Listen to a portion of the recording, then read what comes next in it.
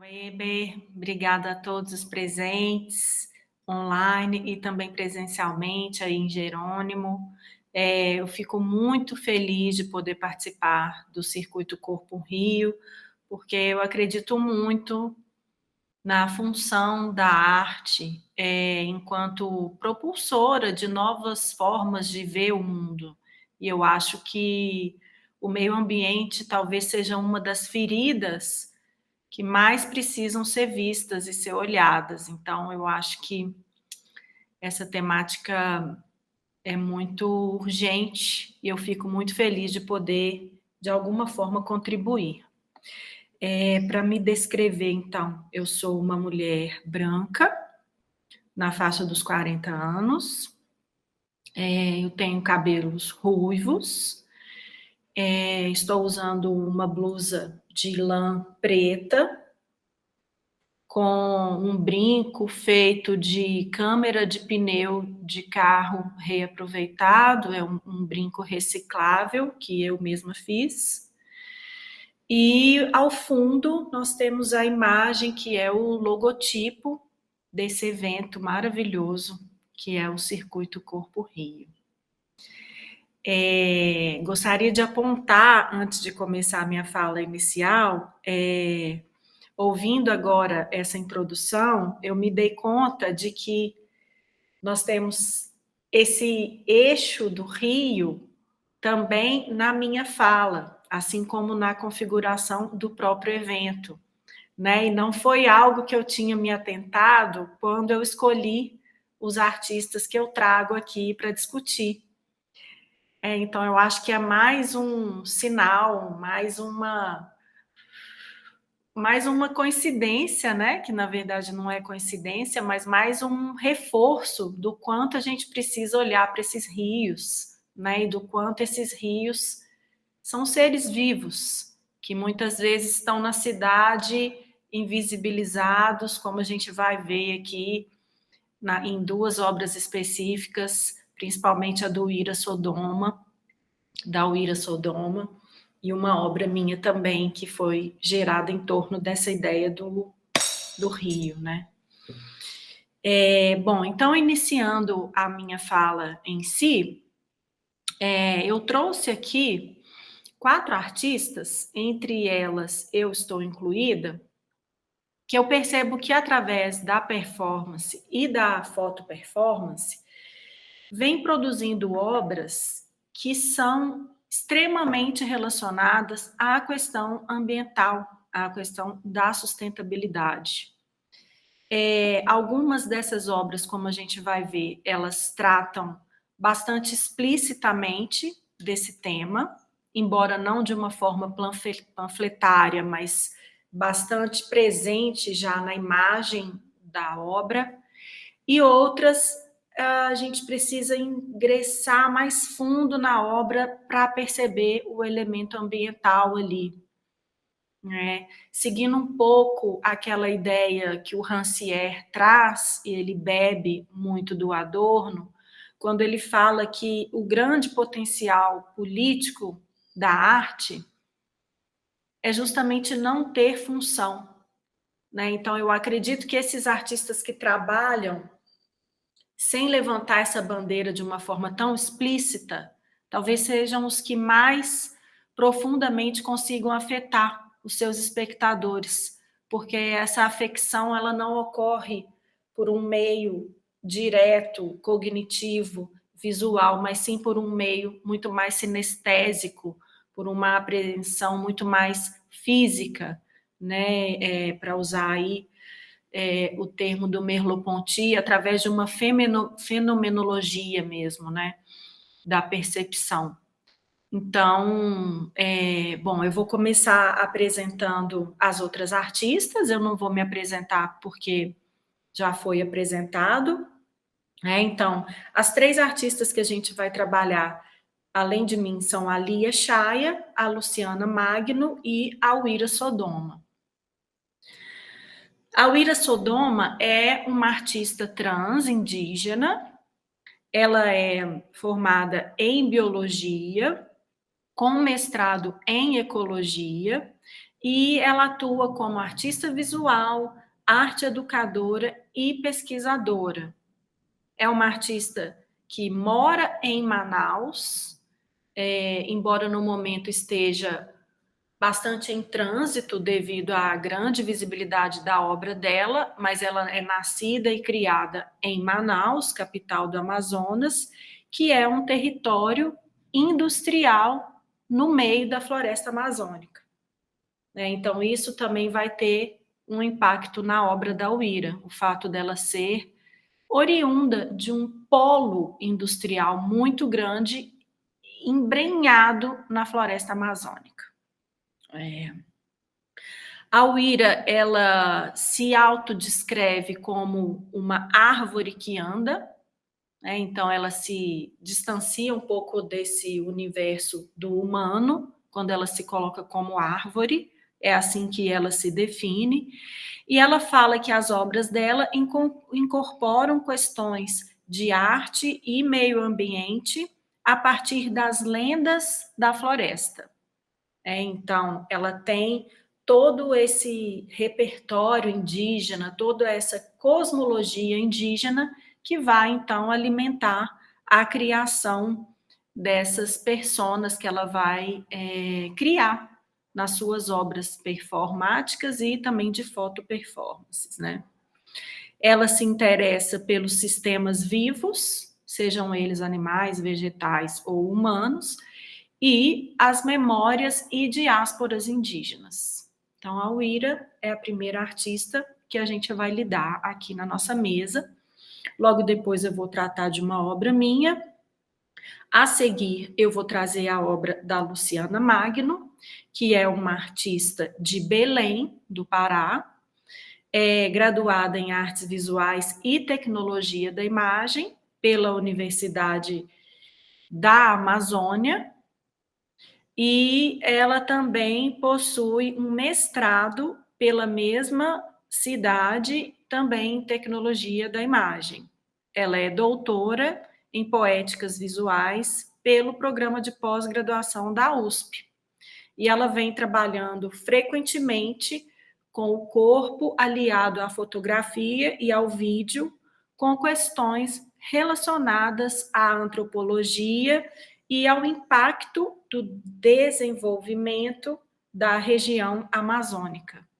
Então, mais uma artista que eu trago da região norte, que eu acredito que são artistas que são muito potentes quando a gente trata de meio ambiente, mas nem sempre são trazidos pelo eixo, né, que foca muito mais os artistas do Sudeste. Então, achei importante incluir aí a Uira e a Luciana. E, por último, mas não menos importante, a Lia Chaya, que é uma artista de uma outra geração, que já vem trabalhando essa questão da arte e o meio ambiente há mais de 20 anos, né? É uma artista de São Paulo, formada em artes visuais pela Fundação Armando Álvares Penteado, que também utiliza como suporte para suas obras a performance, a fotografia, o vídeo e as intervenções urbanas, como a gente vai ver mais à frente. Ela trata da maneira como a natureza vem sendo apropriada pelos padrões da cultura urbana, tendo interesse também em pensar em como o corpo vai reagir aos estímulos e rupturas dentro desse ambiente urbano ligados às questões da natureza no ambiente urbano. Então, a Lia vai olhar por uma perspectiva mais da cidade, mas trazendo sempre a natureza e o meio ambiente para esse contexto urbano, criando uma série de fraturas, uma série de frestas aí, por onde a gente vê que a natureza ela resiste mesmo no contexto urbano. Bom, então, feita essa apresentação do currículo das artistas, eu vou pedir licença para vocês para compartilhar algumas imagens dessas artistas Eu vou compartilhar aqui através da minha tela do computador. Então, vocês vão ver agora apenas essas imagens e a minha imagem vai aparecer bem menor.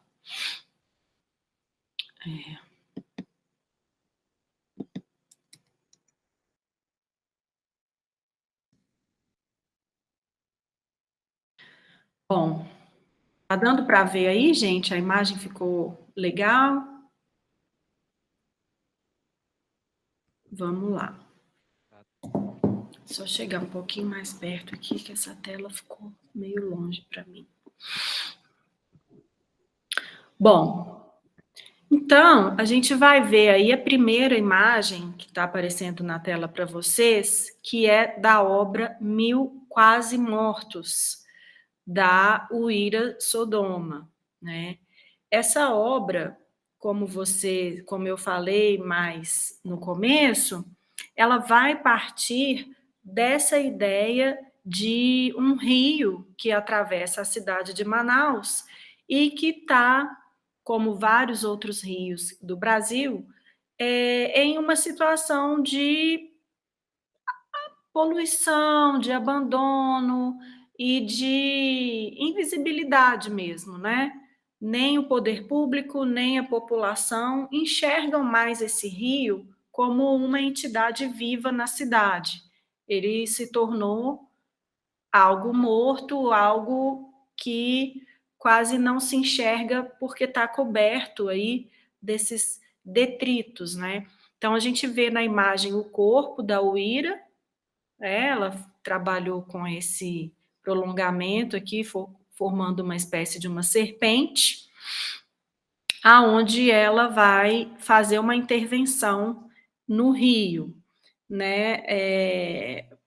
Ela trabalhou em parceria com o fotógrafo Matheus Belém, trazendo uma personagem da lenda da Amazônica, que é a Boiuna, né, para compor a imagem pele da superfície desse corpo, que então está às margens do rio Mindu, que é um rio que atravessa Manaus de fora a fora e que encontra-se, né, como já disse, altamente poluído e altamente abandonado, né? Então, o que a Uira faz, à medida que ela se coloca nesse cenário do rio Mindu, é como se ela trouxesse instantaneamente os olhares para o rio, né? Então, aqui nessa imagem a gente consegue ver uma multidão mesmo, uma série de pessoas que realmente pararam ali, né, para criar algum tipo de relação com esse rio, que até então estava simplesmente abandonado. Né? Então, a Uira fala que com essa presença desse corpo no rio, é como se ela desse vida novamente ao rio e trouxesse esse rio para o primeiro plano ali da cidade, né? Então, o rio começa a ser visto, ele deixa de ser invisível, né? E aí, dentro dessa ideia, a gente percebe que esse artivismo, né, que a Uira vai compor ao se colocar dentro do rio Mindu, vai muito de encontro ao que o antropólogo Eduardo Viveiros de Castro aponta como uma prática xamanista, né? Então, eu vou citar aqui uma fala do Viveiros de Castro, abre aspas. No xamanismo indígena, conhecer é personificar, é ser capaz de adotar o ponto de vista daquilo que se conhece, pois o conhecimento xamânico visa algo que tem uma perspectiva própria, um outro sujeito. Os animais e outros seres não humanos não são vistos espontaneamente como entidades vivas. É preciso personificá-los. Fecha aspas. Então, a partir do momento que a Uira se coloca dessa forma no rio, ela personifica o rio. Então, dessa forma, o artivismo dela se aproxima novamente, né, usando aí a definição do Viveiros de Castro, desse conhecimento xamânico, que é um conhecimento que não apenas fala do lugar do outro, mas que tenta estar no lugar do outro e ser o lugar do outro, né? Isso, no caso da Uira, é bem emblemático que a partir do próprio nome que ela utiliza, né? Quando ela se coloca como árvore que anda, ela automaticamente já está personificando, já está tratando como ser pessoa algo que normalmente os seres humanos não enxergam como pessoa, né? Então ela se autonomeia e ela personifica, no caso aí, personifica o rio para que a gente possa olhar para esse rio, né? E o título também fala dessa ideia de que os rios estão quase mortos, né? São muitos os rios na região amazônica, então são 1000 quase mortos. Mas ao mesmo tempo que eles estão quase mortos, eles estão quase vivos. Então esse quase, ele aponta ao mesmo tempo para a vida que existe no rio, né? Mesmo que o rio esteja poluído, que o rio esteja com lixo, ele continua sendo uma entidade viva, né? Então a Uira está o tempo todo apontando e fazendo com que a gente veja o rio como uma entidade viva, mesmo se ele, por algum motivo, pareça estar soterrado de lixo e de detritos, né, urbanos. A gente vê aí agora uma outra imagem também da Uira Sodoma, da obra Retomada, que foi uma obra comissionada pela 34ª Bienal de São Paulo, né? Não sei se vocês tiveram conhecimento, mas essa última Bienal, que foi a 34ª, acontecida em 2021, ela teve uma ampla participação de artistas contemporâneos indígenas, né? E a Uira foi uma dessas artistas. Ela trouxe essa série de fotografias para falar justamente da resistência da natureza por debaixo dessas estruturas urbanas, né? Então, muros, asfaltos, concretos, todo tipo de estrutura urbana que é colocada na superfície do planeta está o tempo todo em luta, em combate com a natureza por debaixo. E nessa série, a Uira vem mostrar momentos em que a natureza vence, né? Momentos em que, de fato, essas superfícies são furadas, são perfuradas, né, por principalmente vidas vegetais que conseguem escapar dessa cristalização asfáltica ou de concreto que é colocada no ambiente, né, onde a gente passa, onde a gente transita, né. Então a gente vai novamente ver que a Uira torna visível o invisível, né.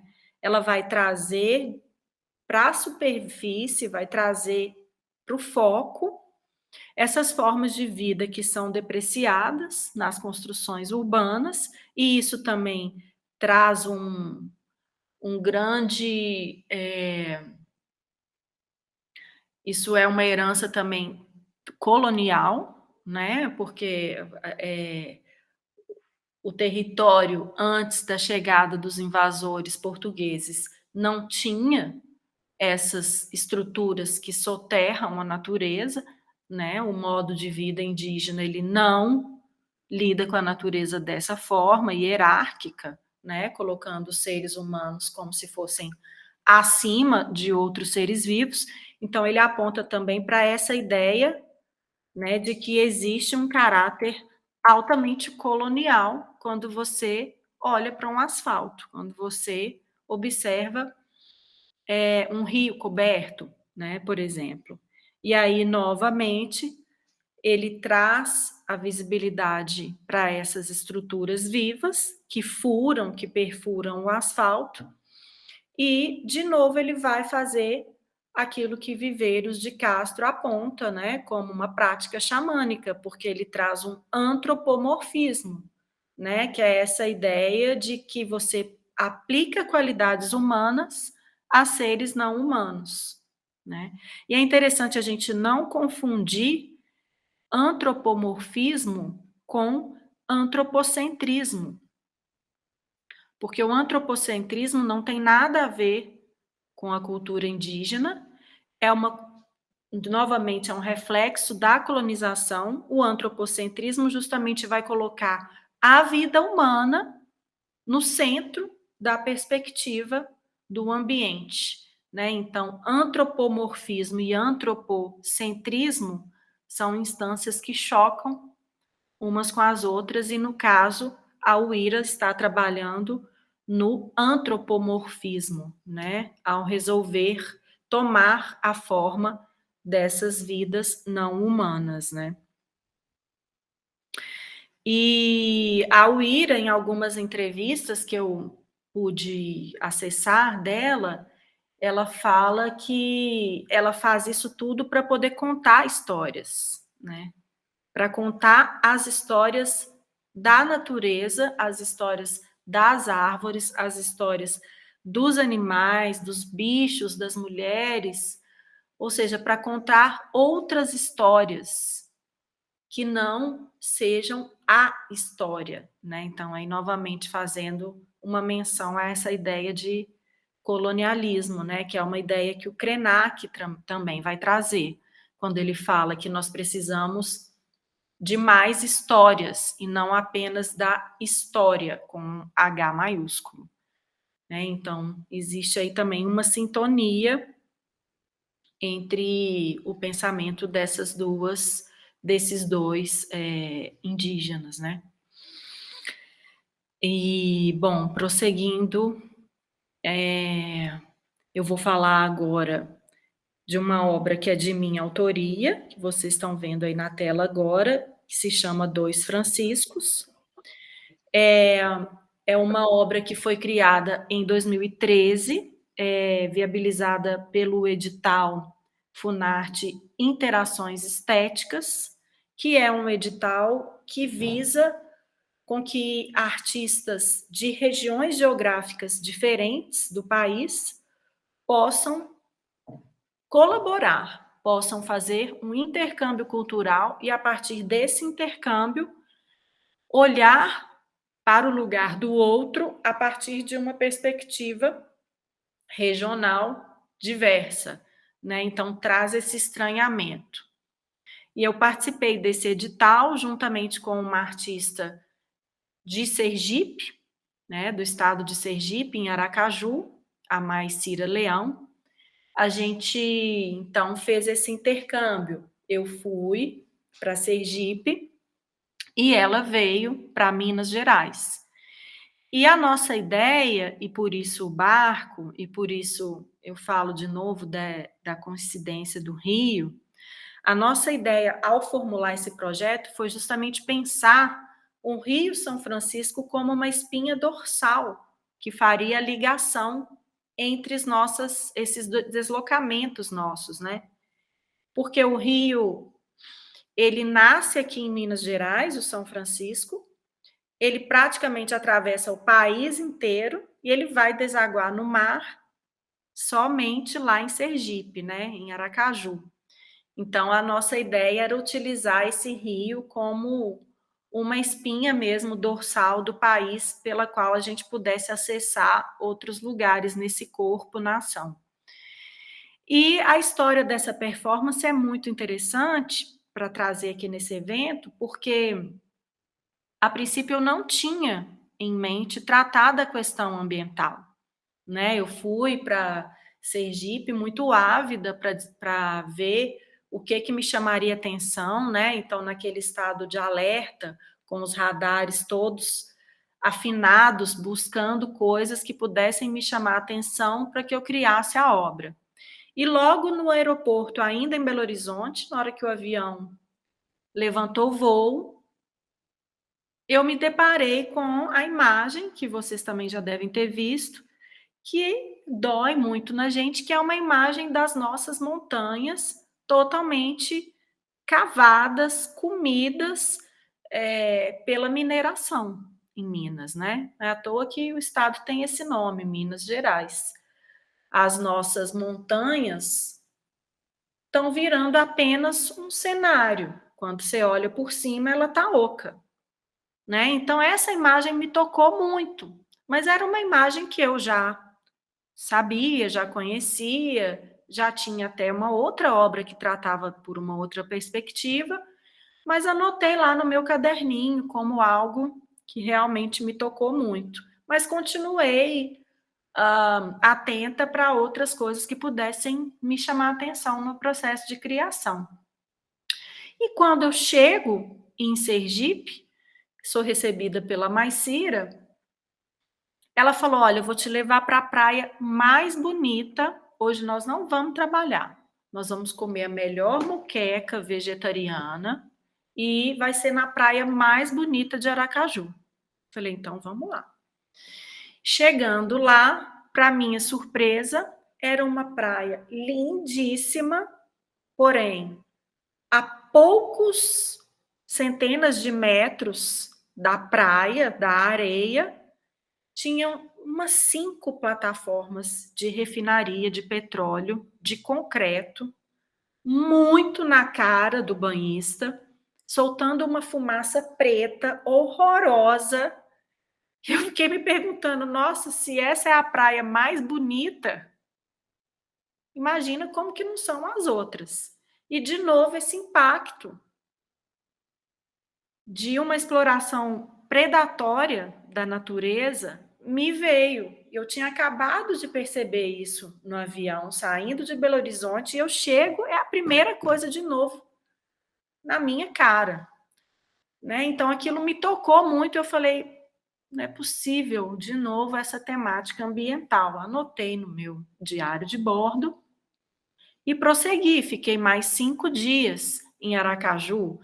E visitei feiras, participei de rituais de religiões muito fortes lá, de matriz indígena, vários eventos riquíssimos culturalmente, mas esse aspecto, de fato, foi o que ficou mais forte para mim. Então, quando eu volto para Belo Horizonte após esse período de imersão, eu então começo a pensar como que eu poderia traduzir isso que eu senti em uma obra de performance, e eis que surge essa performance Dois Franciscos, a partir dessa ideia de que o barco que está aqui embaixo é um barco de metal, então ele simboliza, tudo isso que cava as montanhas de Minas, que é o estado que está no sul, né, no sudeste em relação a Sergipe, ele está no sul,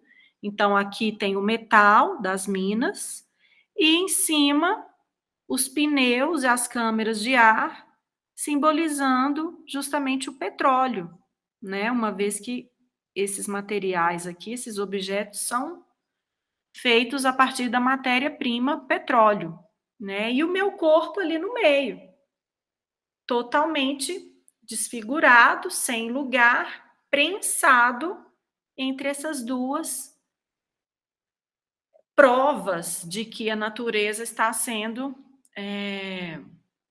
explorada de uma forma que coloca o ser humano, totalmente arrasado, né, e a vida humana em segundo plano, terceiro plano, quarto plano, em relação ao lucro, né, em relação à exploração da natureza. Então isso foi o resultado dessa imersão em Sergipe, né. Eu tenho um pequeno vídeo dessa obra que eu vou mostrar para vocês, bem curto, de 2 minutos, para vocês conseguirem perceber a dinâmica, né, dessa obra, uma vez que não é claro para o público que aqui tem um corpo vivo, o público demora um tempo para perceber que existe ali alguém que está respirando ainda, porque realmente parece que ali só tem destruição. Então, eu vou passar para vocês, brevemente, essa imagem do vídeo. E eu vou ter que, então, interromper essa apresentação para poder apresentar apenas a guia da internet, para que vocês possam ver o som desse vídeo.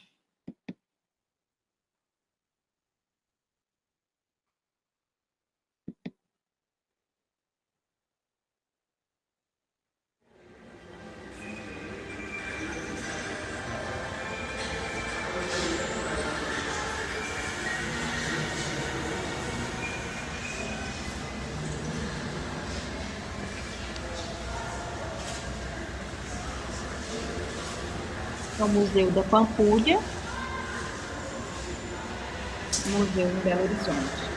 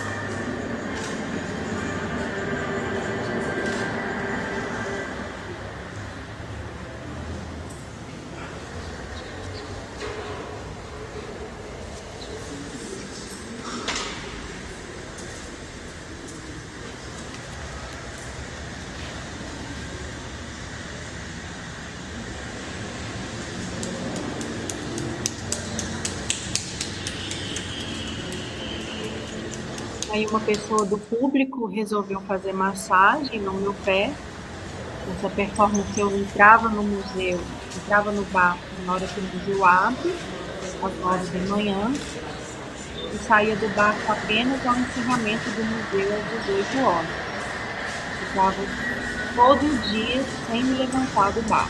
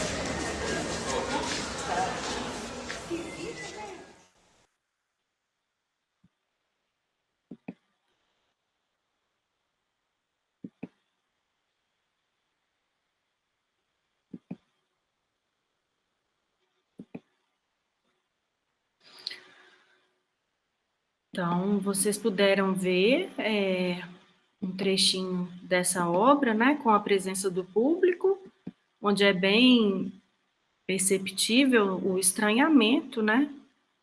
E justamente era o que eu pretendia causar, né? Eu queria que o público sentisse o mesmo estranhamento que eu havia sentido ao me deparar com essas paisagens de uma exploração muito violenta, né, da natureza. E essa ideia de progresso violento, né, de que existe um desenvolvimento a ser alcançado a todo custo, está também presente na obra Transamazônica, da Luciana Magno, que foi criada em 2014, viabilizada pelo então Instituto de Artes do Pará, né? Não existe mais esse Instituto de Artes, infelizmente, mas na época a artista fez um mapeamento dentro do estado do Pará de pontos que a interessavam para pensar justamente nessa relação entre homem e natureza, recursos naturais e impactos da exploração desses recursos na região amazônica, né? E isso a leva para a Amazônia. E à medida que ela está indo para lá, ela pega a estrada transamazônica. E algo muito similar ao que aconteceu comigo, aconteceu também com ela. Ela nem precisou chegar ao seu objetivo final, que no caso era a cidade de Altamira, na Amazônia, onde estava sendo construída a usina de Belo Monte, mas ali mesmo no caminho, no percurso, ela já foi impactada por esse ambiente altamente devastado pela ideia de progresso, né? Então, uma estrada que deveria levar à Amazônia, que a gente pensa logo que seria uma estrada arborizada, com florestas às margens, é uma estrada que só tem cenários de seca, de plantação de soja e de pasto, né? E isso não é à toa, é devido a todo o contexto em torno dessa estrada, à medida que a estrada foi avançando nos anos 50, durante os anos 50 não, nos anos da ditadura, a partir de 64 em diante, houve então um esforço dos militares para levar essa ideia de progresso para a Amazônia. Então essa estrada ela é fruto dessa ideia de que precisamos levar um desenvolvimento para uma região que não está desenvolvida, ou seja, uma região preservada, com uma mata nativa, com presença de indígenas, era entendida como uma região sem desenvolvimento. Já é uma ideia, um modo de pensar extremamente violento. E essa ideia acaba fazendo com que a estrada seja só poeira, né? E as margens dessa estrada, junto com essa ideia de levar desenvolvimento, existe um esforço de embranquecimento da população local, né? Da população que então residia ali, né? Então teve uma migração forçada através dessa estrada, que levou, desde a época da colônia, italianos, japoneses e outros estrangeiros de pele considerada branca ou amarela, para fazer com que essa população não fosse mais parda ou indígena ou negra, né?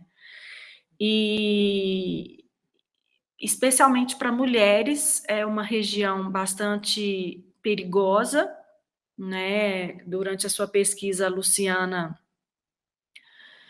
conversou com mulheres que tiveram que transpor essa estrada e que se vestiram de homem, isso nos anos 90, não é algo muito antigo. Tiveram que fingir que eram homem, tiveram que se vestir de homem e fazer o trajeto inteiro mudas, sem falar, porque a partir do momento que revelassem que eram mulheres, correriam um grande risco de serem estupradas.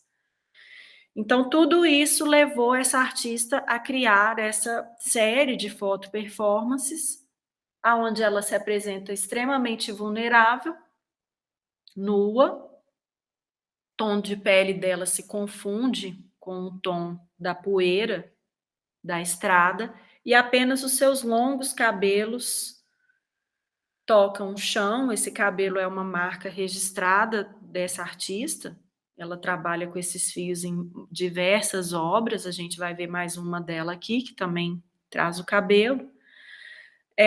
Então essa ideia mesmo de que, como se colocar em sintonia com essa vulnerabilidade da própria região amazônica, que se compara com a vulnerabilidade que a artista adota durante a obra, né.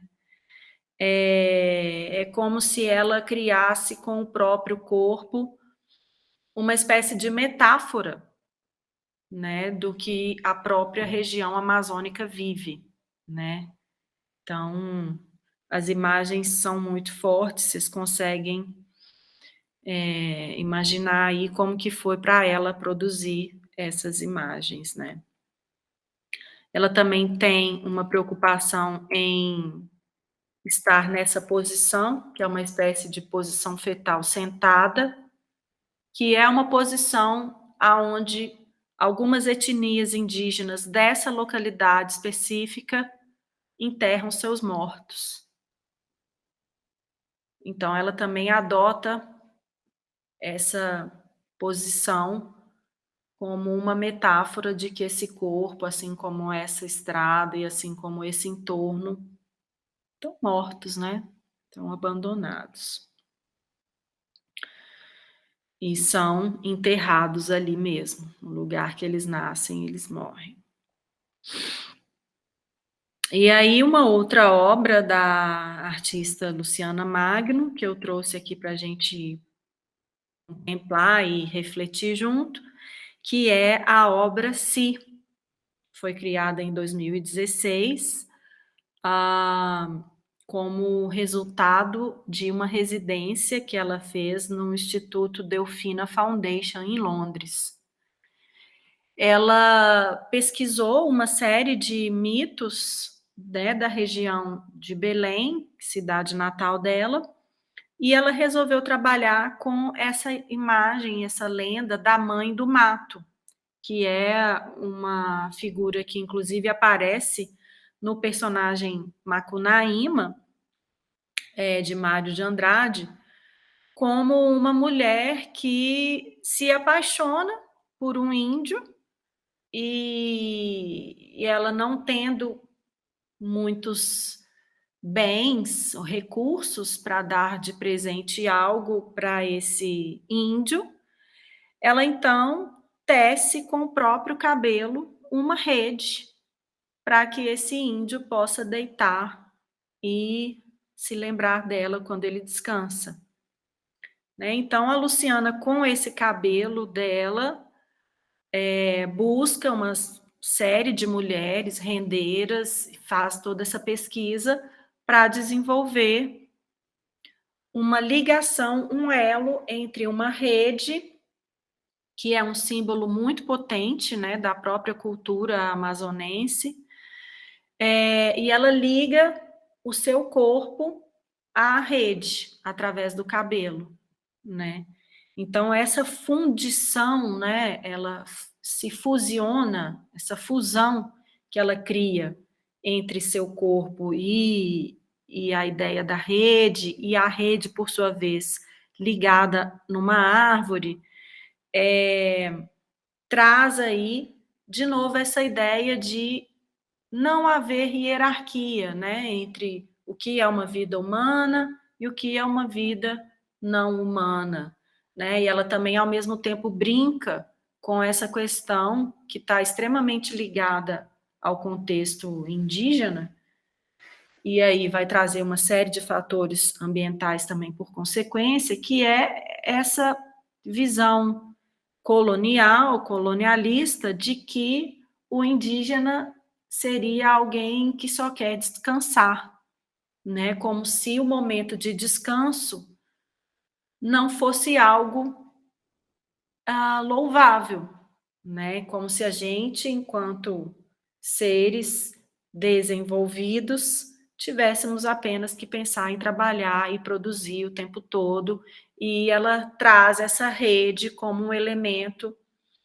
que devolve dignidade a essa ideia de bem viver, né? Que é a ideia que perpassa diversas etnias indígenas, uma vez que essas etnias elas não colocam o trabalho e a acumulação, principalmente, no centro da vida humana, né? Pelo contrário, o trabalho está nas margens e o centro são as relações afetivas, são os cuidados com a natureza, são os cuidados consigo, são os cuidados com o corpo, né? Então, de novo, esse cuidado com o meio ambiente, estar inserido no meio ambiente, retorna aí na obra dessa artista e de uma forma que, como eu disse no início, talvez seja a obra de todas aqui que eu vou falar hoje menos panfletária, né?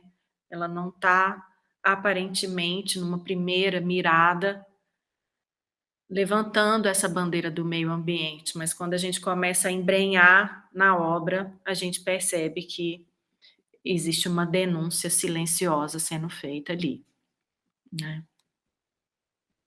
Aí a gente vê a imagem dessa conexão entre o corpo dela e o meio ambiente. Gente, eu estou chegando agora na última artista, eu sei que já estou com o tempo estourado.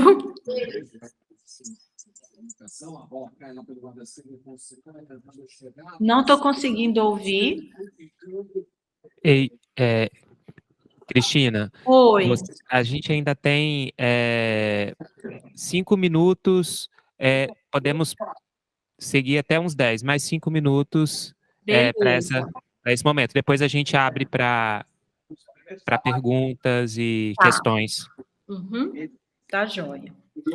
Então, chegando aí na nossa última artista, que a gente vai abordar hoje, a Lia Chaya. Como eu disse, é uma artista de um contexto urbano, né? Uma artista de São Paulo, capital. E a preocupação da Lia, já vem de mais de 20 anos, em retratar justamente instâncias que possam migrar. Acho que tem o som de alguém aí que está vazando. Se puderem verificar os microfones, por favor. Mas justamente essa ideia de trazer uma mescla entre o corpo humano e a natureza, né? Quase como que uma vida híbrida, né? Como se ela estivesse propondo que a gente olhasse para as estruturas do nosso corpo e percebessem as similaridades entre essas estruturas e as estruturas presentes na natureza. Então, aí a gente vai ver essa obra dela chamada Esqueleto, onde ela trabalha com fotografia recortada, e essas obras trazem um esqueleto em tamanho real, porém, a estrutura que forma esses ossos é feita de vegetação que parte de uma coleção particular da artista, né? Que são fotos da artista mesmo. Então, é uma forma de pensar justamente essa mescla, né? Justamente essa mistura entre a natureza e o ser humano, quebrando essa distância que muitas vezes nós humanos imaginamos ter, né? Entre a nossa vida enquanto seres racionais e as outras formas de vida, né? E aí eu destaco até uma interpretação teórica dessa obra em termos do pensamento, do conceito de pós-humanismo, né, da filósofa Donna Haraway, que está bastante em voga nos últimos 10 anos, né, que justamente ela fala dessa colaboração, dessa junção entre as formas de vida, de uma forma não hierárquica, né, e de como que isso beneficia a todas as formas de vida, e não apenas a natureza como algo separado do humano, né? Mas existe aí uma colaboração entre as espécies, né? A outra obra da Lia, que eu trouxe aqui para a gente, chamada Nove Pinturas, aonde, novamente, ela parte de uma tela com uma foto de vegetação, e aí, com o movimento do corpo, ela produz com um rolinho de tinta linhas que vão, então, cobrindo aos poucos essa tela, até chegar no momento em que quase não se vê mais a vegetação, né, aqui. Então, ela, com essa obra, ela, numa entrevista, ela fala que ela quis tratar dessa falsa solução, né, que as pessoas encontram, primeiro asfaltando, concretando, cobrindo a natureza, como se isso fosse trazer alguma forma de facilidade para a vida urbana. E, em segundo momento, essa ideia de que você conseguiria resolver o problema da cidade indo para o campo, indo para a área rural, que, na opinião da artista, simplesmente espalha esse problema para outras áreas. Não vai resolver se não houver uma mudança de mentalidade, né? Então, enquanto essas linhas soterrarem a natureza, não adianta você se mudar para a região rural, porque simplesmente você vai estar levando esse mesmo pensamento para outras áreas, né? Então, ela fala que o importante seria a gente cuidar e resolver a cidade, né? E dentro dessa ideia de resolver a cidade, ela produziu aí em 2020, para a Galeria Vermelho, essa obra fachadeira, aonde ela coloca, junto às estruturas arquitetônicas da galeria, essas estruturas anatômicas do corpo humano, como que relembrando, olha, a cidade também é um corpo, os prédios também possuem colunas, né? Então, a gente precisa cuidar da cidade, a gente precisa tratar da cidade como um corpo que precisa de cuidado, né? Novamente, essa ideia de exploração. E, por último, para finalizar, essa obra dela, Camuflagem, onde ela produz máscaras a partir de fotografias de vegetação, trazendo uma mimesis, né, entre o corpo humano e outros corpos, né, pouco parecido com o que ela fez aqui. Também ela traz uma mímese entre o corpo humano e um corpo urbano, um corpo arquitetural. E aqui ela traz um corpo humano em simbiose, mímese com o corpo vegetal. Ressaltando que essas obras ela criou num contexto educacional com crianças, né, que eu acho que é bastante importante também a gente começar a inserir esse pensamento nas escolas. Então é isso, gente. Então aí as referências que eu usei para citar esses artistas, eu usei algumas entrevistas que estão aqui e as referências também dos teóricos que eu citei, o Eduardo Viveiros de Castro, Donna Haraway e o Ailton Krenak. Então, fico por aqui, espero não ter estourado muito o tempo e estou ansiosa pelas perguntas de vocês. Obrigada. Obrigado, Cristina. Vamos abrir, então, né, para questões, assim, de quem está presencial aqui com a gente, mas também de quem está aqui presente na sala também. Né, a gente está em multi-espaços ou multidimensões, vários lugares, vários planos, né? Mas primeiro eu vou trazer algumas questões também, assim, algumas observações sobre a sua fala. Você foi falando e foi trazendo para mim, né, muito do que a gente vivenciou no Corpo Rio, né? Aqui nesse processo de criação junto com o Rio, né? Essa questão da, da personificação, né? A gente, aqui no episódio que a gente filmou em Jerônimo Monteiro, em cada episódio, né, o segundo, o terceiro e o quarto, principalmente, a gente traz uma figura que a concepção dessas figuras, ela passou muito por esse lugar de corporificar ou encarnar essa presença que é o Rio, né? Acho que quando a gente fala do Rio como ser, a gente fala também do Rio como presença, né? E aí essa ideia, esse pensamento, ele teve muito presente ali nessa concepção dessas figuras que compõem, que estão presentes lá na websérie Corpo Rio. E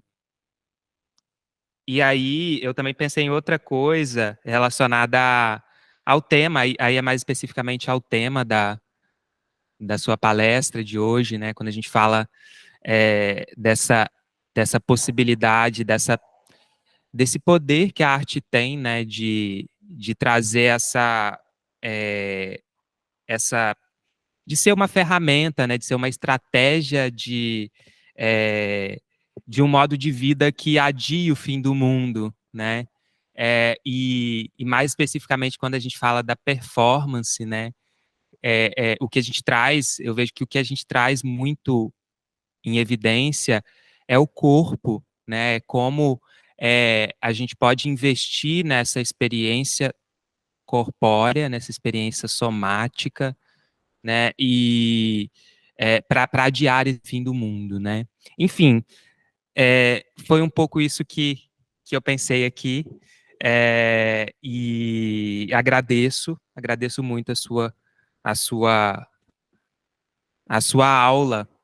Foi uma verdadeira aula aqui que tivemos. E eu abro para quem quiser também trazer algum posicionamento. Daqui, se alguém quiser comentar alguma coisa, pode levantar a mão. E alguém também daí, se quiser comentar alguma coisa, pode levantar a mão e dizer se quiser. Tá, tá. A gente vai cortar a imagem aqui porque a gente vai trocar a bateria da câmera, mas a gente vai continuar aqui online.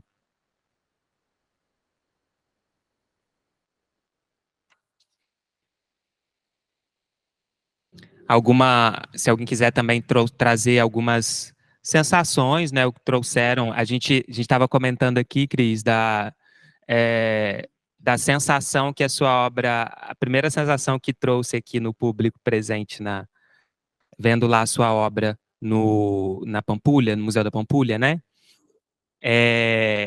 Primeira expressão, uma expressão que trouxeram aqui foi de terror, de que parecia um filme de terror. E é real, né? É bem real essa questão do filme de terror, né? Essa realidade que Sim. está aí colocada, né? Essas imagens que você vivenciou da natureza e da realidade que a natureza tem sido, como tem sido tratada, né? Uhum. É um real filme de terror, né? Sim. E foi isso, assim, compartilhando com você também um pouco dessa reação que teve aqui. Eu não sei se já tem alguma pergunta de vocês, mas em relação a esse comentário que você fez, eu penso que a gente está cada vez mais distanciado do próprio corpo, né? Então, talvez por isso a dificuldade em sentir de uma forma mais fenomenológica, sinestésica, a conexão com a natureza, porque a própria conexão com a gente mesmo está muito rasa, né? A conexão tá um pauzinho só, né? Se fosse um Wi-Fi, a gente teria só um mínimo ali para conseguir se olhar, né? Se entender enquanto organismo. E eu penso que isso vem muito de uma de uma superficialidade, né, que está sendo uma velocidade, uma imagetização, né, da nossa sociedade que reduz muito a coisa da imagem mesmo, né? Então, como se a gente tivesse cada vez mais limitando os nossos sentidos, né? E isso eu acho que prejudica muito nessa percepção dessa conexão, que seria algo que poderia fazer com que a gente enxergue o filme de terror, né, que a gente vive.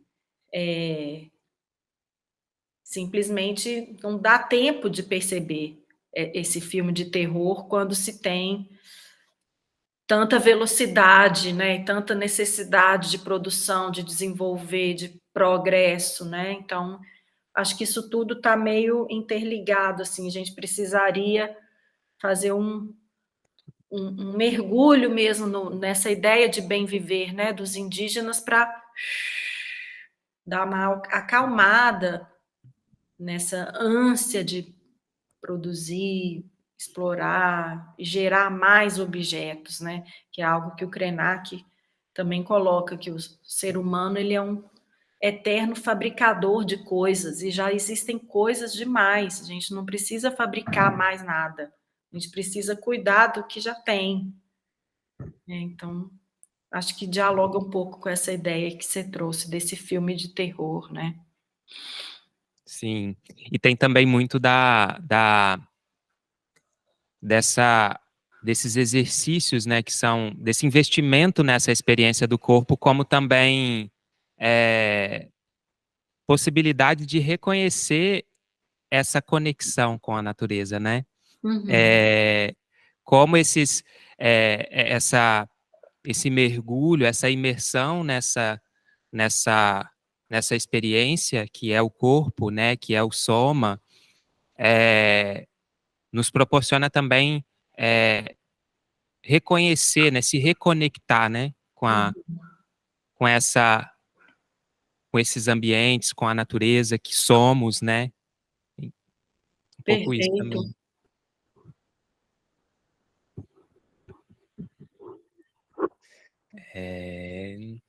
Alguém quer comentar alguma coisa?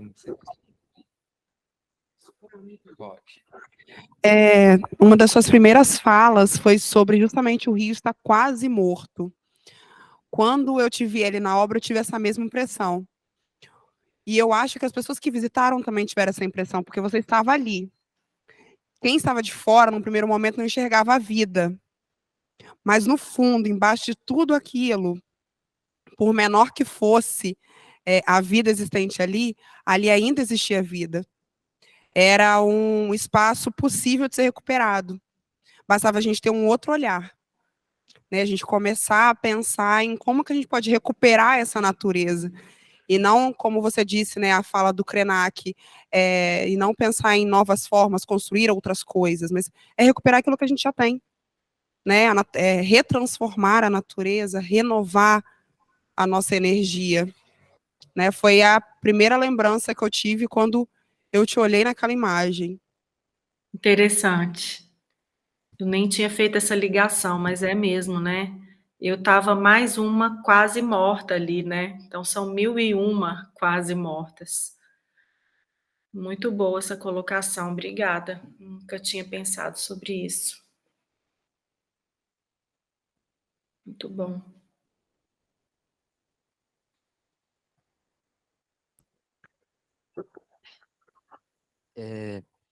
E o que eu tenho, primeiramente, boa tarde a todos. O que eu tenho para comentar sobre isso é sobre aquela cena que você fez ali, né? Podia se repetir não em si, mas em diversos personagens de cada cidade e trazer o que provoca ali isso tudo.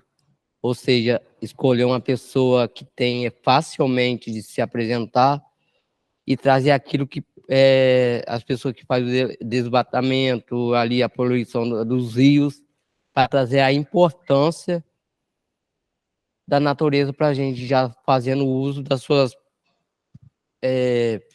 palavras, assim, cuidar, reviver, né? E que eu acredito que daquilo que a gente tem, que está sendo destruído por nós mesmos, ser humanos, que ainda tem possibilidade de ser recuperado, ainda tem vida aquilo que já existe. Não de inventar, criar ou trazer. O que a gente tem já é o suficiente para não avançar, mas sim recuperar algo que traz para a gente mesmo, benefício para a gente mesmo. Uhum. E assim eu agradeço a minha fala aqui. Obrigada, eu que agradeço. É isso mesmo, eu acho que essa coisa que você coloca de que cada cidade vai ter o seu personagem, né? Eu concordo. Eu acho que se a gente olhar para as nossas cidades, desde as mega cidades, né, as grandes metrópoles até as menores, a gente sempre vai encontrar esse lugar aonde a vida está de cabeça para baixo, né? Onde tem ali alguém que está soterrado por essa ideia de desenvolvimento que, na verdade, não desenvolve, né? Ela só tem andado para trás. E sim, eu acho que cada lugar vai ter ali as suas lendas, né? Os seus mitos, a sua cosmologia. E a partir desses personagens a gente pode encontrar situações e formas de abordar as questões que são específicas daquele lugar, né? Acho que a solução é cada vez mais a gente olhar para o local, né? A gente está aí nesse mundo globalizado, onde em segundos as informações atravessam o mundo e tudo é muito rápido, mas a gente precisa estar presente no local mesmo, né? Acho que a solução cada vez mais é o que está perto, é cuidar do entorno, é agir ali na micropolítica, na minha microesfera, né? Cuidar do meu lixo, né? Cuidar do meu quintal, cuidar da minha rua, cuidar das árvores do meu bairro. Isso ali é o começo de tudo, né? Então, eu acho que isso que você traz realmente faz muito sentido. Só para acrescentar aqui, é que é muito importante isso que eu acabei de lembrar aqui, que na época de escola eu vi um filme assim, que foi trabalhado na aula de ensino religioso, um filme que tem como sobrenome Um Grito de Socorro. O Uhum. que eu estou querendo dizer com isso? Com o desmatamento, a poluição dos rios, a falta de importância da natureza ali, é como se fosse a natureza pedindo um grito de socorro. Ou seja, socorro, salva-me. É como se fosse isso. E, infelizmente, muitos seres humanos são poucos que têm essa importância de querer recuperar aquilo que é nosso. Vale lembrar também que citar isso aqui também, sei que pode ter nada a ver com isso. Muita gente acha que o agricultor rural ele precisa da gente, mas da mesma forma que ele precisa da gente ali por comprar, a gente precisa dele, ou seja, a gente precisa dele e ele precisa da gente. De que sentido? Da mesma forma que ele precisa da gente, a gente tem que zelar de não poluir o clima, para poder chover, plantar mais, para que as nascentes voltem, para que possa facilitar tanto na natureza, a agricultura rural, até mesmo na economia do nosso país. Com certeza.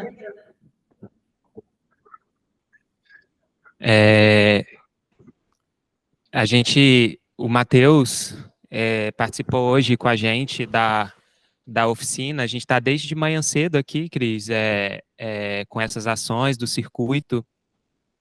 A gente começou o dia hoje com uma experiência. Isso é complicado de falar, né? Uma experiência prática, sendo que tudo é prática também. Mas, enfim, a gente começou com uma experiência num lugar de prática outro. onde a gente se jogou mais nessa experiência somática de relação com o ambiente também num outro nível, digamos assim. E a gente começou aqui e depois a gente foi para ambientes mais próximos do Rio. Ele apresentou um pouco a cidade para a gente teve uma conversa bem ampla assim sobre a realidade local e o que ele traz para você, né, sobre esses atores locais, né, esses personagens locais, né, tá muito ligado a isso, né, a, a capacidade dele se ver também como um atuante aqui, né, na realidade do município, né. Legal. Acho que é um pouco por aí também. Uhum. Que bom, Matheus, parabéns. Se não tiver mais alguma questão, a gente pode ir finalizando, e podemos, acredito. Ninguém se manifestou online, a gente pode ir encaminhando para o final, né? Cris, se você tiver alguma questão, eu pediria só para trazer mesmo essas suas considerações finais agora, e a gente faz essa despedida e finaliza essa sessão, essa palestra. Uhum. Bom, eu vou finalizar de novo agradecendo muito por poder estar aqui nesse evento, parabenizando todos que estão envolvidos em todas as etapas, né, do projeto, desde as oficinas, as palestras, as minisséries. Acho que são várias formas de abordar questões que estão muito latentes e é muito bom ver pessoas lidando com esse tema com muita seriedade e sensibilidade. Então, fico muito feliz e honrada de estar aqui, de verdade. E faço eco aí com a fala do Matheus. Matheus mesmo, né? Não estou errando, não. Eu acho que é isso, as pessoas precisam assumir essa responsabilidade, né? E precisam, de fato, se enxergar como esses atores de transformação. Alguns através da arte, outros através da militância, outros através de uma organização, de um movimento social, né? Outros através de um cuidado no plantio, com mais sustentabilidade, no lidar com a terra, outros nas escolas, né, tratando desse tema de forma que as crianças já cresçam com uma mentalidade. Então, eu acredito muito nessa autorresponsabilização mesmo, né? Não precisamos esperar que alguém do governo, que alguém do poder público, que alguém venha nos dizer, né, o que fazer. Eu acho que a gente mesmo pode cuidar da gente. Essa autonomia é muito importante. E é isso. Queria agradecer a todos que tiveram até agora aqui me ouvindo, nos ouvindo. Que se alguém tiver alguma dúvida depois, né, que às vezes as ideias demoram um tempo para cair, as fichas, podem entrar em contato comigo, né, o meu e-mail, as minhas redes sociais são o meu nome, é só você jogar lá que você vai encontrar, Cristina Fornaciari, @gmail é o meu e-mail, é o meu Instagram, é o meu Facebook. Obrigada, Ciane, eu fico muito honrada de ouvir o seu comentário, sua parabenização, que é uma pessoa que eu admiro muitíssimo, grande mestra que eu trago comigo para sempre e nunca vou esquecer nossas aulas nas árvores, lá na Bahia, na beira da onda, na beira do mar. Marcou muito também. E é isso, gente. Estou à disposição. Se vocês quiserem, eu posso disponibilizar o PowerPoint. Tenho o meu texto que saiu na publicação do evento, que é basicamente uma transcrição disso tudo que eu falei hoje, né? Então, está tudo disponível e eu estou por aqui. Só me chamar que eu vou.